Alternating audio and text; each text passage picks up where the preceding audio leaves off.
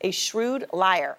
That is how prosecutors are painting President Trump's former campaign chairman, Paul Manafort.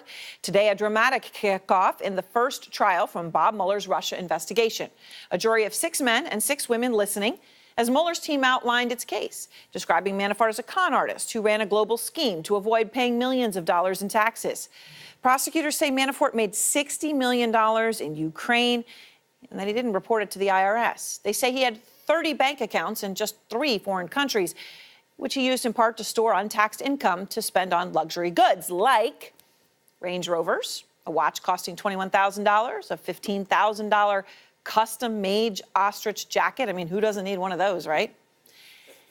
The defense hitting back, saying Manafort is the victim, that he was taken advantage of by the man he trusted most, Rick Gates, his right-hand man in Ukraine and his deputy in the Trump campaign. The Manafort strategy, blame it all on Gates, the man who flipped against his longtime boss, the man the government describes as the government's star witness. Evan Perez is out front live in Alexandria, Virginia. And Evan, you were there in the courtroom today, the opening statements, the first witness. What happened?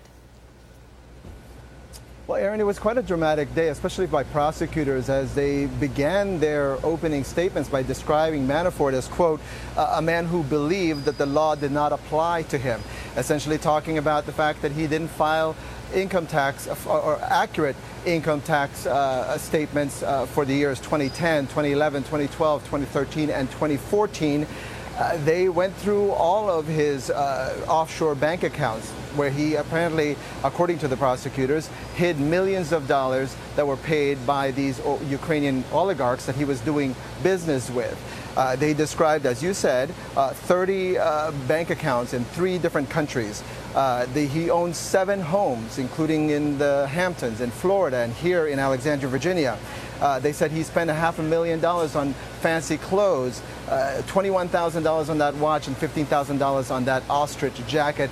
Essentially, they made it clear that his extravagant lifestyle, that's their words, extravagant lifestyle, was going to be on trial here, because they said this is what Paul Manafort was using, these offshore bank accounts in Cyprus and in other places, to hide the money from the IRS. Interesting, Evan, because it doesn't sound like, at least from what we heard today, that the defense is going to be, actually, no, we did pay our taxes. It sounds like the defense is, okay, fine, but it's Rick Gates' fault?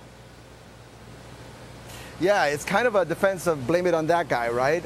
Part of it is Rick Gates. Rick Gates was his deputy, worked closely with him, not only in business in Ukraine, but also, remember, Aaron, he was his deputy working in the Trump campaign. As a matter of fact, he stayed on the Trump campaign after Paul Manafort was fired. So blame it on Rick Gates. He was the one who was closely managing these business affairs, and blame it on the Ukrainian oligarchs who demanded that Paul Manafort set up these private secret bank accounts in Cyprus, in the St. Vincent and the Grenadines, in order for him to be able to get paid by these Ukrainian oligarchs. That's the defense in a nutshell. It's a kind of an unusual defense. Yeah. They also say that Paul Manafort met with the FBI in 2014. And he described these offshore bank accounts. He identified them, and he also described that he had gotten paid $27 million in doing business with Ukrainians. So we had the first witness already here, because this is what's known as the rocket docket here in Alexandria, Virginia. We had the first witness, and so we expect that in the next couple of days we're going to hear a lot about the accountants and more details about these bank accounts, Aaron. All right, thank you very much, Evan. I mean, it's all pretty fascinating. And by the way, as Evan says, he says he met with the FBI and detailed $27 million he was paid. Well, of course, the government's saying it was 60, so the numbers don't even add up. Look, the judge today made it clear this trial is not about collusion or Russia. But make no mistake, Paul Manafort's trial does go to the heart of Mueller's Russia investigation. Take this. Manafort was Trump's campaign chairman, of course, in the inner circle for the then candidate. Manafort was in the infamous Trump Tower meeting with an admitted Russian informant. Manafort reportedly offered to provide, quote, private briefings on the campaign to a Russian oligarch and Putin insider. And if his trial isn't going well, and he's looking at spending the rest of his life behind bars, he could flip on the president. This trial is front and center on President Trump's mind. And Jeff Zeleny is out front with the breaking details on how Trump is following this trial. He'd like us to think he's not following at all, Jeff, but that would not be the truth. Aaron, that's right. I mean, there are two different types of strategies here at the White House, I'm told today, talking to a variety of people. One, in public, they're trying to distance President Trump from any of these proceedings. Say, look, Paul Manafort's business dealings were happening long before he became the campaign chairman.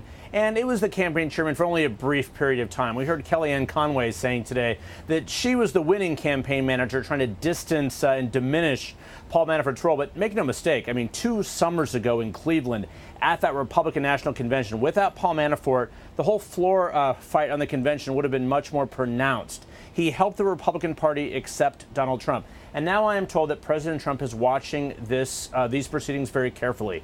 As he was flying down to Florida this evening, where he's going to be holding a campaign rally tonight, I'm told he was watching these proceedings on television. He also has been asking for updates from his legal team, from lawyers who are following this, of course, very carefully. So, yes, it's not about President Trump. It's not necessarily even about the Russia collusion investigation, but they are keeping such a close eye on that here at the White House, Aaron. Of course, this is Bob Mueller's first a public case here. So for the next 3 weeks, they'll say they're not watching. Aaron, privately, I'm told they are. Certainly are, because this may be about one thing, as you point out, but Manafort is linked to a whole lot of other things as well. Jeff Zeleny, thank you. And I want to go now to the Democratic Congressman Adam Schiff of California, who's the ranking member of the Select Committee on Intelligence. So, of course, part of the Russia investigation there. Congressman, this trial, not about collusion with the Trump campaign and Russia, as you know, just about an accused shrewd liar who evaded taxes and bought that $15,000 ostrich jacket, which I'm sort of obsessed with because I don't even know what I get such a mental image. They're saying this has nothing to do with the Trump campaign. Is it that simple? No, it's not that simple. And I think if it were, you wouldn't find the president watching it so keenly. Look, this is Donald Trump's campaign manager who is pointing the finger at his deputy campaign manager. And if he is convicted, and as you point out, Aaron, he will face substantial time if he's convicted on these charges, he may flip. And that would be, I think, profoundly concerning to the president. We're already hearing conflicting reports about the president's knowledge and maybe involvement or approval of that Trump Tower meeting that Paul Manafort sat in on. If he is facing time, then he may come clean on what he knows about that meeting. But also, if Mueller were to be unsuccessful, it's an opportunity for the president to further bash him. But I have to say, I'm betting on Mueller on this. These are very document-specific allegations that are, I think, fairly easy to prove. So, I mean, when it comes to paying your taxes or not, right, as you point out, right, Doc, it should be document-driven. But, the ostrich coat, the $21,000 watch, the fleet of Range Rovers, right, the list that they're putting out goes on and on. You'd think with all that, he would just cooperate, but he isn't, right? Unlike other Trump associates who've been charged, right? Flynn, Papadopoulos, and Manafort's longtime number 2, Rick Gates. I mean, is it possible that Manafort is not cooperating because he is not guilty? Do you even entertain that possibility at this point? I really don't entertain that possibility. I think what is going on here is if Paul Manafort, even if he cooperated with authorities, he was still looking at a very substantial amount of time given the weight of these charges. And at his age, he may have concluded he doesn't have that kind of time to spend behind bars. He's going to go all in for a pardon. He's going to be the last man defending Donald Trump and bet it all on a pardon. And that may be where at least he's making his appeal. Which is an interesting point. I want to ask you, the judge in the case, Judge Ellis, he's important. And as you remember, in May, he told Mueller's team, quote, "You don't really care about Mr. Manafort's bank fraud."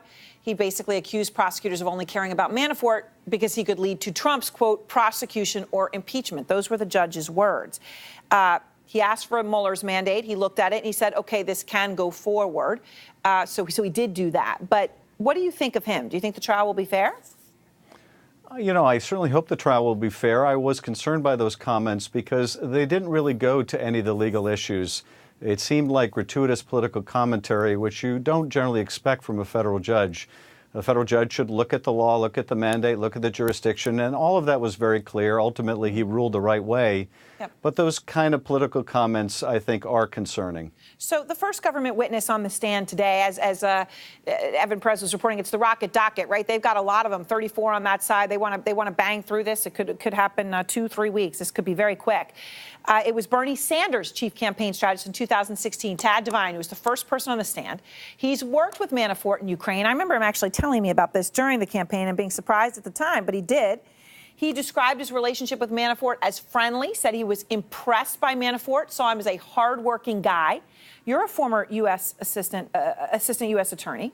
What do you make of that? Bernie Sanders, former top strategist, saying he's a hardworking guy and impressed by Manafort. Well, I don't know the details of this, but Paul Manafort may be a very hardworking guy, and he may have worked very hard to hide his money and to fail to disclose his taxes. And bear in mind that some of these charges pertain to money laundering that was going on while he was the campaign manager for Donald Trump. So it may take a lot of work to get that ostrich coat, but that doesn't mean it was lawful work, and it certainly doesn't appear so from the indictment. As the Russia investigation continues, and Mueller obviously is very focused on the Manafort case right now because this trial is his first. But Facebook announces today that they're shutting down dozens more Facebook and Instagram accounts believed to be run by Russians. And it sort of confused me, Congressman. You know, you got Facebook, Mark Zuckerberg comes and testifies before Congress. They shut everything down, and now they're still finding accounts that they need to shut down even now? Does that make sense to you? It does make sense because the Russians aren't going to stop, and they're not going to be as overt as they were, I think, in 2016. They're not going to use the same IP addresses out of St. Petersburg. We have seen continuing Russian activity really since the last election. It never stopped. And I think we should view what Facebook has disclosed in combination with what Microsoft disclosed within the week. And that is both of these same vectors that appear in these two Mueller indictments, the social media campaign and the hacking. Not Facebook being lackadaisical or incomplete, but sort of a continued onslaught from the Russians. Am I translating it right? Yes. No, I think that's the case. You know, we kept getting additional information from Facebook about advertising or organic content from those original IP addresses from St. Petersburg, but they are going to continue to learn about more as the Russians move and hide and use other proxies. So this is going to continue to be rolled out to the public. And I'm glad that Facebook is doing this. They're going to have to continue doing it. The intelligence community is going to have to continue sharing information, I hope, with the tech companies when they spot foreign actors abusing those platforms as well.